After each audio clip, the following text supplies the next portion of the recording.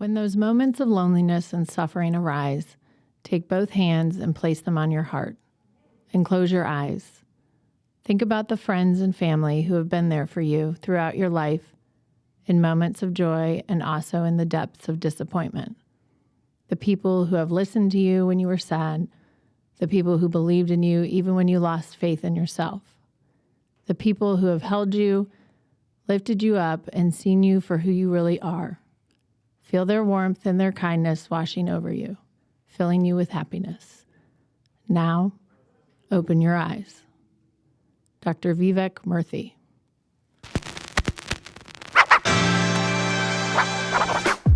Welcome to Finneytown Local School District's official podcast, the only place to listen to the in-depth stories from our students, staff, and community members.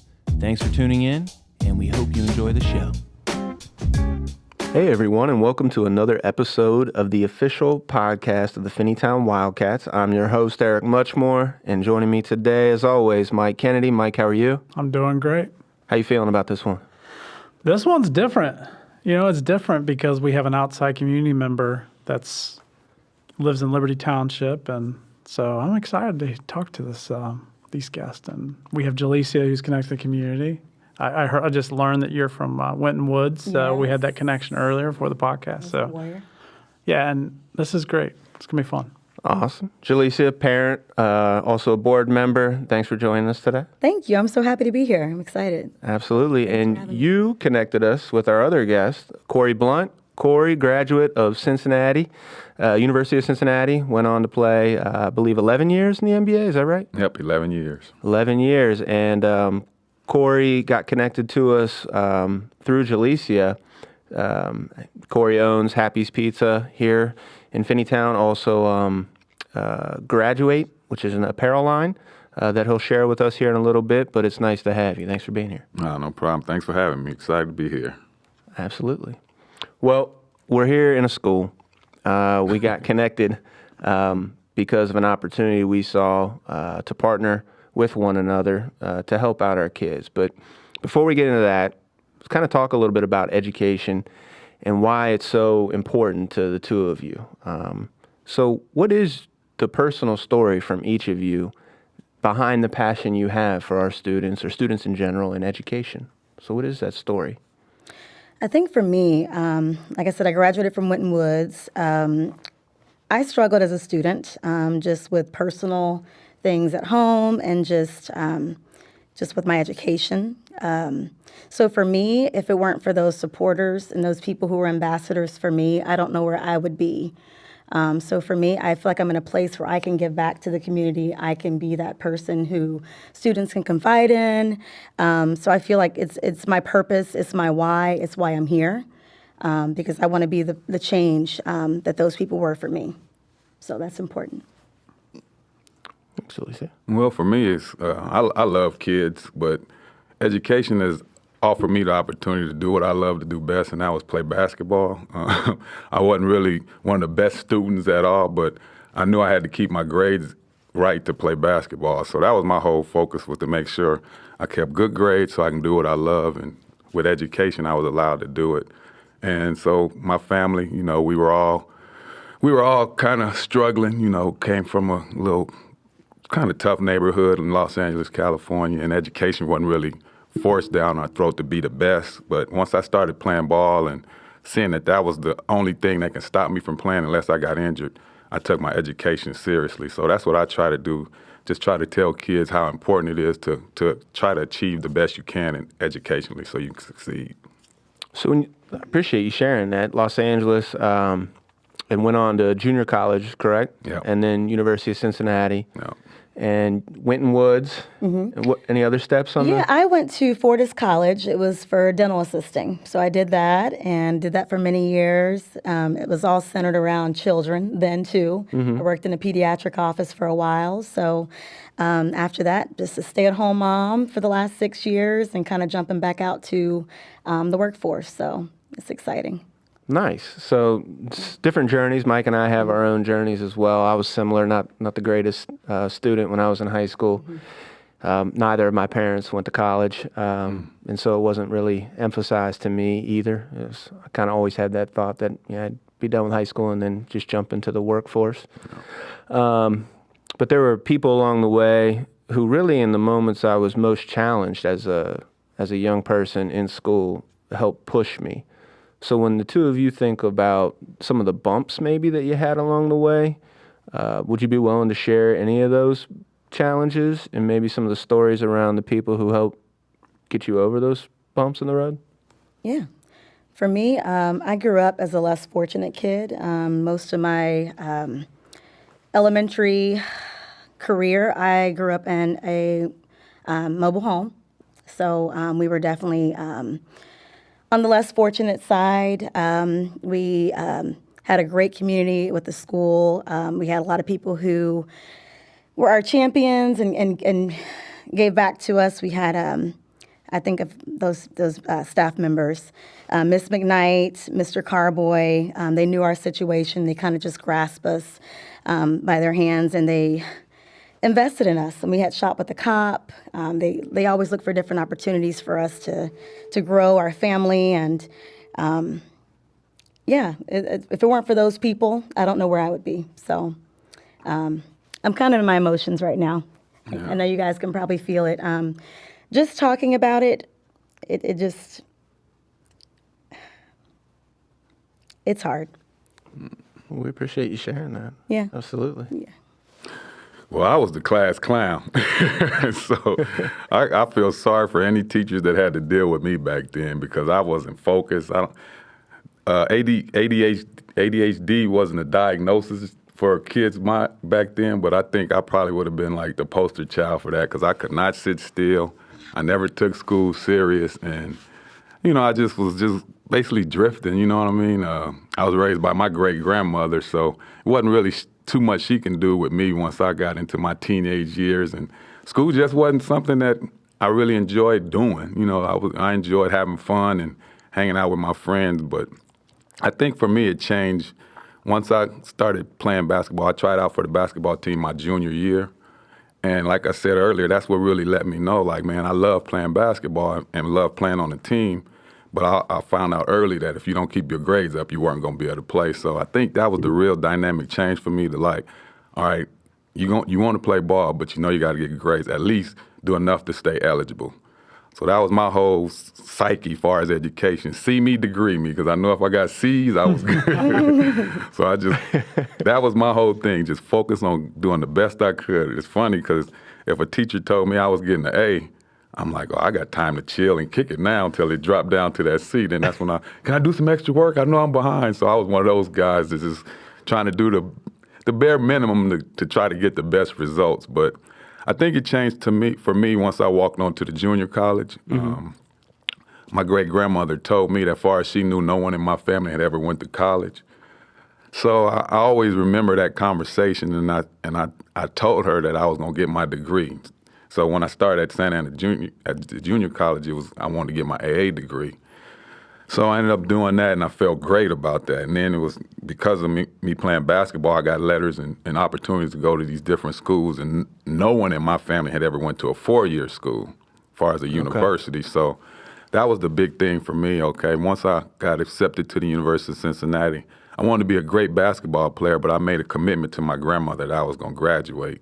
And I think that's when I really valued the whole idea about education and it being able to open doors for me and how I should take it seriously. And after that, I wanted to be an advocate for it because I started seeking knowledge, wanting to be a smarter person and learning different things. And then the benefit for me was able to leave my community and go to a different setting and see how things are much different and how people are different, and then being able to take advantage of just the relationships and stuff. So for me, it all started from a GED. I didn't even graduate high school.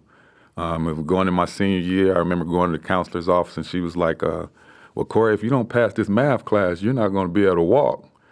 And I'm like, well, it don't look like I'll be walking then. It was just that serious because I knew I wasn't going to pass that algebra class because I never took it serious. So I didn't graduate, and I ended up leaving school, and after graduation, I just worked in the neighborhood. I worked at Kmart for that year before I went to junior college. Okay. And it was my high school coach. He had told me that I had the potential to play. and I could possibly go to junior college. But at the time, I didn't know what a junior college was. So, I only knew UCLA, USC, Cal, Berkeley. So I never really knew the dynamics of junior college. And it fell back to me, man. One day he was bringing me home. I'm going backwards, but one day he was bringing me home, and he was dropping me off from practice, and we were coming to my house, and it was a bunch of my friends and everybody hanging on that corner. And he was like, man, as long as I'm in this city, I don't want to ever catch you over on that corner. I was like, Coach, you ain't got to worry about that. So now I'm out of school, and I'm hanging on that corner, and he was bringing another teammate home. And he saw me, and I saw him. And I was just like, man, I remember Coach Sims told me he never wanted to see me hanging. So it just hit me like I just had this rush. And so I called him. I was like, Coach, man, I know you talked to me about going to junior college. What do I need to do? And he said, well, it's funny you asked because I'm getting ready to take Byron Jackson. He was his senior year, and he was going to take him to area junior colleges to play. And I was like, well, can I go? And he's like, yeah, you can go. So we were going to Riverside Junior College, just to show you how things worked out for me. Yeah. We got in the car, we're headed to Riverside, and it was traffic. Like, we weren't going anywhere. So I'm sitting in the van with Byron, and I'm just like, man, we might try to postpone this because we're stuck in traffic. We've been stuck in traffic for like 20 minutes.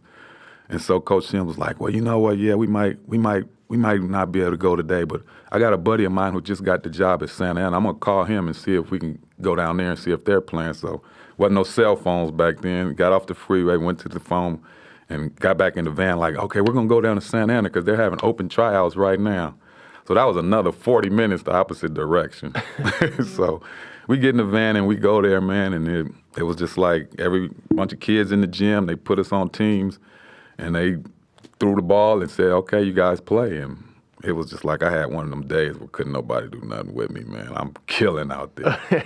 And me and Byron were on the same team. We were winning. So afterwards, it got done. We were there to try to promote Byron mostly.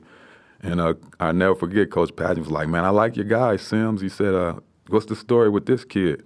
And he was like, oh, Byron, yeah, he played for me this year. He said, I like Byron, but what's the deal with the tall, skinny kid right there? He's like, oh, Corie played for me last year.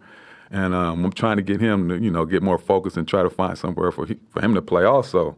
So Coach Padgett came up to me. He was like, well, do you think you want to play ball? I was like, yes, sir. He said, well, did you graduate? And I was like, no, I didn't. He said, why not? I said, well, I needed to pass a math class, and I didn't pass that math class. And he was like, well, you think you can, go to summer school and get it? And before I could even answer, Coach Sims was like, hell yeah, he can. And if he can go to school here, we're going to do this as soon as we get back. You know what I mean? So I went back home, enrolled in adult education, got my GED. From there, I walked on to Santa Ana Junior College. And my first year there, man, was the National Junior College Player of the Year, averaged 20 points, won the championship back-to-back. So wow. It all started for me from a GED. That's my testament. Like, man, if I wouldn't have took forward the effort to get that GED, the rest, Corie Blount, who you guys know, wouldn't even exist right now. Wow, what an amazing story from both of you. Yeah. And so it's funny. I just find it interesting to hear people's personal stories from their youth, because I really think, like you said, if it wasn't for Coach Sims there and all that happened on that day, and the community and support you had, we could all be in different spaces right now. Mm-hmm. I think about the things that I connected with. And you said, Corie, that you didn't really understand what a junior college was. That was same for me. I mean, my mom and dad, my mom had me when she just turned 19. She was pregnant with me in high school. And, so their lives started very quickly. My mom and dad, they got married, they had me, and it was right to work just to make ends meet. And, right, so I just didn't have that perspective of what a college or a junior college could do for a person's life. People talked about college, and I heard like, oh yeah, you're supposed to go, but I couldn't picture it. I didn't have any real experiences or background knowledge that could connect that that thought to my own heart. Yeah. So I didn't get it. But my parents pushed me, and you talk about where you grew up. Mine was different, but I lived in an apartment building until 5th grade. And what I appreciate, you talk about community and support, is, neither of my parents went to college. They worked multiple jobs. But it was important to them to send me to a private school. They went to private schools from their parents, but so they made a point to send me there. And most people at the school I attended, they all lived in houses, and I always felt odd, not odd, but I always knew I was different from them in a way. You didn't and fit in, yeah. It was fine. It was a financial thing, but what I appreciate from the people around me, my friends' parents, the community, is I never felt othered because I lived in an apartment. I always was accepted. Nobody held that against me. And then I appreciate hearing about the people who push you. The person who made it happen for me, if you don't mind me sharing, is my mom. My dad was certain that I wasn't going to college. I was going to work. Yeah. Mom, man, she didn't know the process of FAFSA and financial aid and whatnot. They couldn't pay for me to go to school, but she educated herself and worked so hard just to figure that system out, which is complex, to get me there. And so the person in my life that changed my direction is my mom, and I'll forever be grateful for that. So Same thanks for thing listening. For me, yeah. No, Those are some wild journeys right there. Yeah. So, how did you two connect? You and Jelicia and Corie, how did you guys connect? Like, how did you meet each other? Like, how did that connection happen? she was hungry one day. Yes, wanted some we pizza. were. It all started back when I campaigned for the board. Okay. Corie and his partner actually had one of our signs. They display their signs for us. So what was unique about it is when I asked if they would display the sign, they wanted to meet me. Like, they met me, we had pizza, we talked, but it was really important to them, my why and my passion behind running for the board. It wasn't that they just wanted the sign in their yard, and they wanted to get to know me as a person. So for me, that meant that education was important to them. So I was talking with Laurie, and we were talking about, just our enrollment and our numbers being down. And I expressed that concern with Corie, and I reached out to him with what I had in mind. And he was so eager and passionate about helping our schools and our students. And then he told me about his mission and what he stood for and what he believed in his apparel line. And it kind of it went together very well. It just kind of meshed. It's like almost God put us together to support these students. We had similar backgrounds. Our past was similar. So we just kind of connected, and it just kind of grew from there. So what's possible now, Corie, that you've made this connection? What's in your mind as possibilities? Well, I want to get exposure to what our brand is all about, I guess. I've been promoting graduate since 2008, since I graduated, but I've been in and out. I've been all over the country with this brand, and just haven't just focused on really connecting to a community kind of sense, because I've been just all over the place. And that's when Jelicia, when she first told me about it, I was just like, I was getting ready to just give up on this. And when I say give up on it, I was working on other things and kind of was pushing this towards the back of everything. And then she just called me at a time where I was kind of trying to figure things out. I guess that's the best way to put it. And I just had this epiphany, like, man, for me to be thinking like I'm getting ready to stop pushing graduate, which it made me reflect on the whole why I was doing it. And that was to hopefully inspire and acknowledge kids to this day.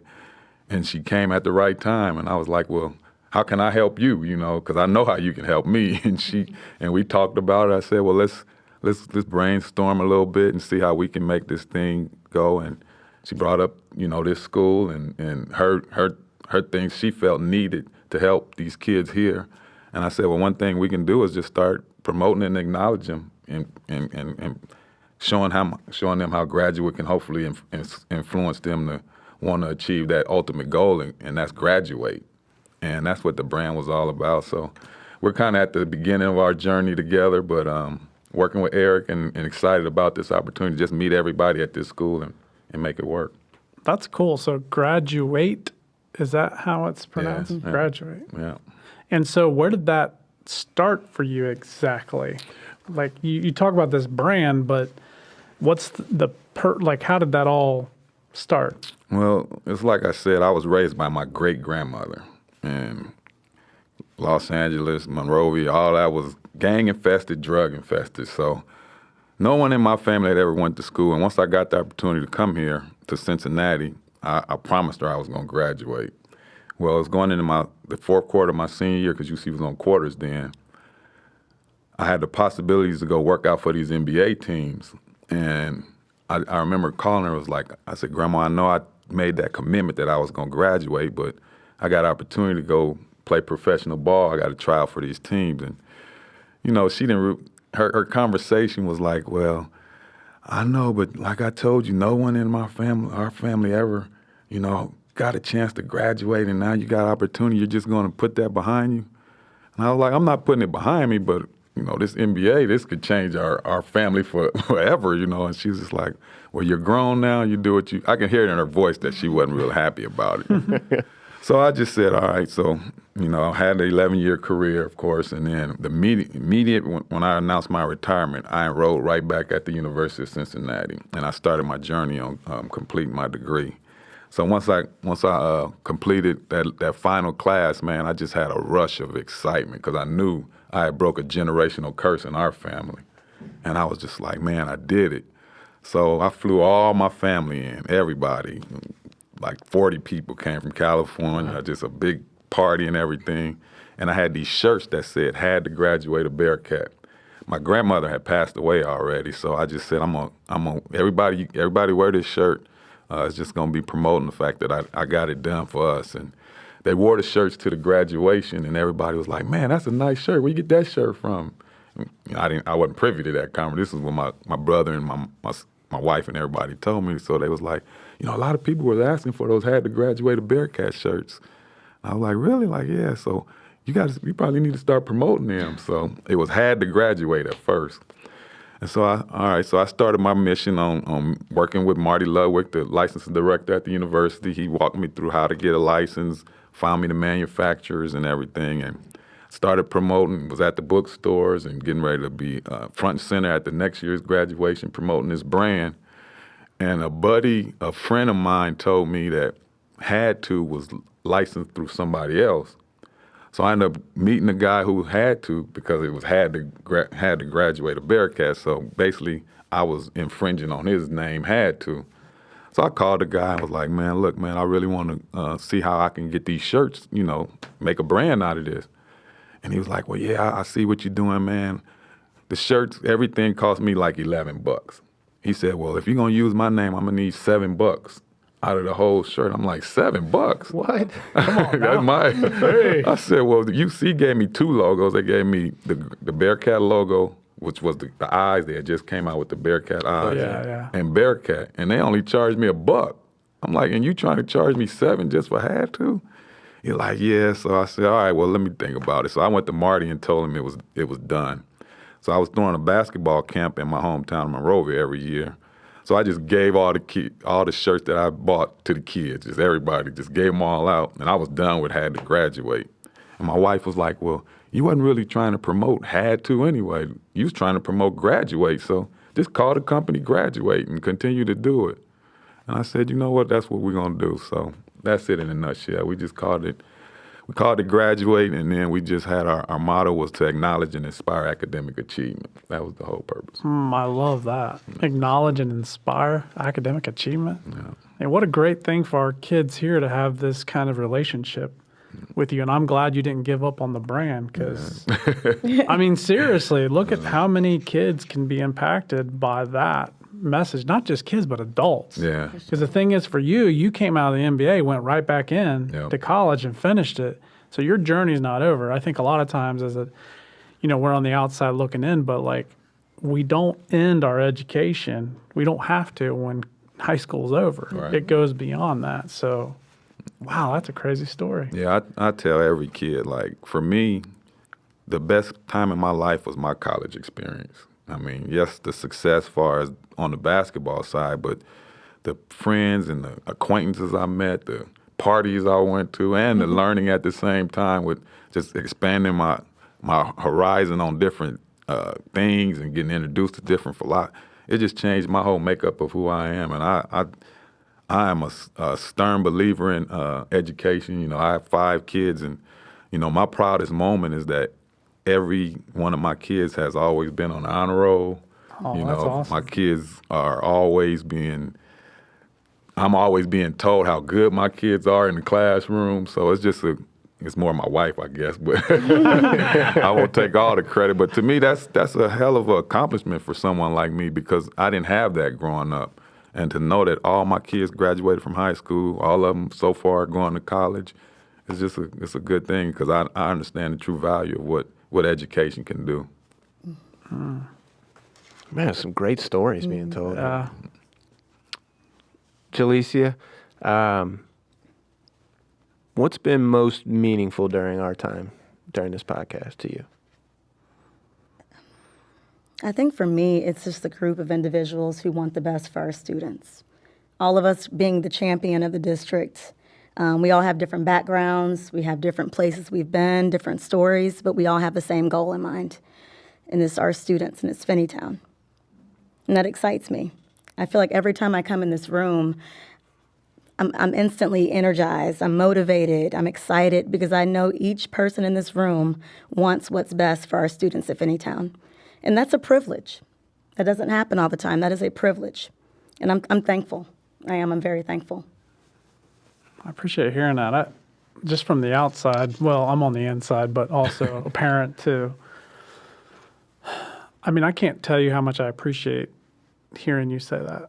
Like Corie has his story of MBA, whatever, but your story, like, I know your kids. I've met your kids. I know what work you do for the community. Those gifts that you give are unbelievable. And we feel that. The staff feels that. We feel that support. And we know our kid. There's something in the works for our kids that's special, I feel like, over the next couple of years. Like, we're on the brink of something. And I'm interested to see what this partnership is. I know with your leadership on the board, I know with Corey's partnership with this Graduate brand, like, there's got to be something here that we're going to do for kids that's special, unique, and that I think will spread across the nation, because we're doing things different. And I'm excited to see how those stories are. But I know, because of your journey, Jelicia, that you directly impact us here at Finneytown. I really appreciate it. Thank you so much. I appreciate you guys just being so inviting to me. I'm not your traditional board member. I'm not your traditional white collar. I'm a Black woman. I don't have a bachelor's degree from, a university or anything like that, but you guys give me the same respect that you give each individual board member. And I hope that my passion and my work, it speaks for itself. I'm not a big fancy speaker. I'm not good at that. That's not my lane, but I do a lot of things behind the scenes, and that's where I feel like I appreciate things the most, just being behind the scenes, doing things like this. So. Well, I'm glad you're not a fancy speaker, because I wouldn't be able to feel comfortable talking to you. Right. What I appreciate about you, Jelicia, is when you do speak, it matters. Like, you have something to say, and that's powerful. So, no, I appreciate you. I can only echo what Mike has said. It's been important working alongside of you.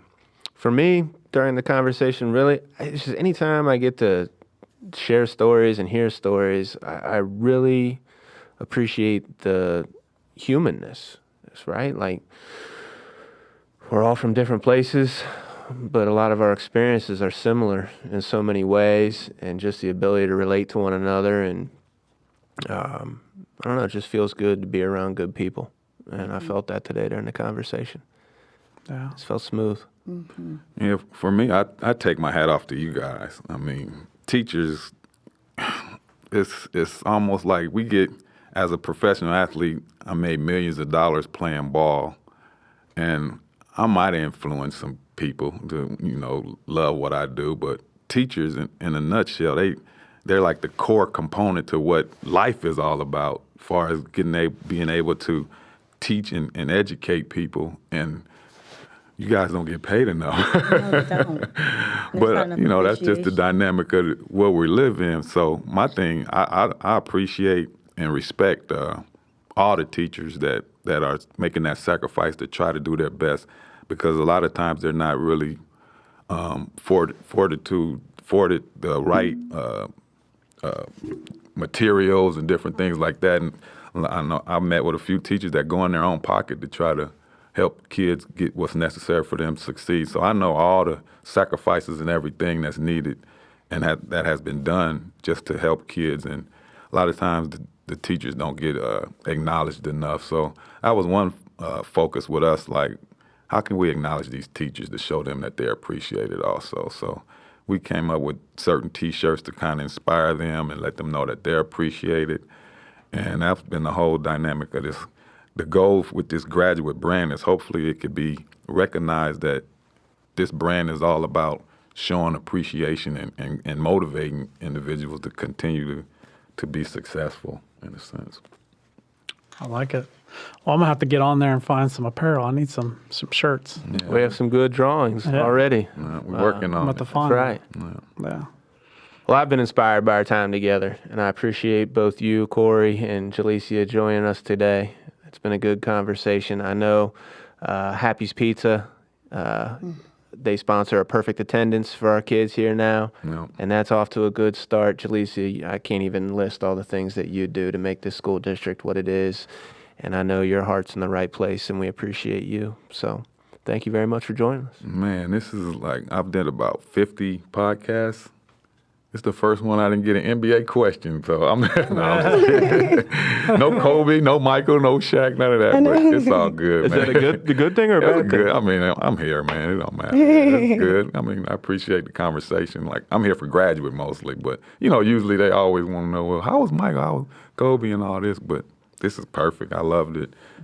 You guys did a great job. I love the atmosphere, and if you ever want to have me back, just let me know, man. This is fun. Open invitation. Yep. There we go. Okay. Definitely. I appreciate that. Yep.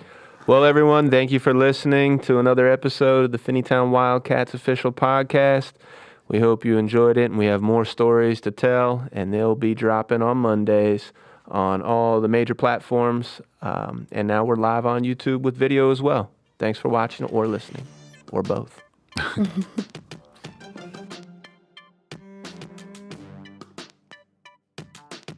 Finneytown is a place that truly thrives. We look beyond our students' differences and allow this to introduce new perspectives and experiences to our lives. It's a place where we value student voice and presence. Our teachers, staff, and parents work together to create an inclusive school culture where all students can feel safe to learn and gain the knowledge they need to excel throughout life. It's a place where we are better together. We grow, we live, we thrive. We are Finneytown. Let's go Wildcats.